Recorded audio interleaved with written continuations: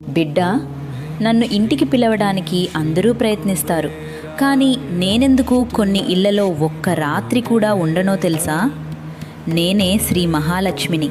నాకు బంగారం ఇష్టం అనుకుంటారు, పెద్ద ఇల్లు ఇష్టం అనుకుంటారు, కానీ అవి నన్ను ఆపలేవు.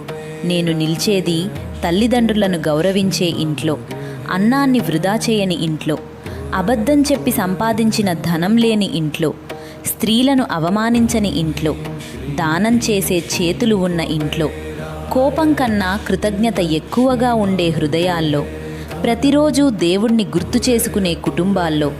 నాకు ఒక దీపం చాలదు, ఒక పువ్వు చాలదు, నీ హృదయం పవిత్రంగా ఉండాలి.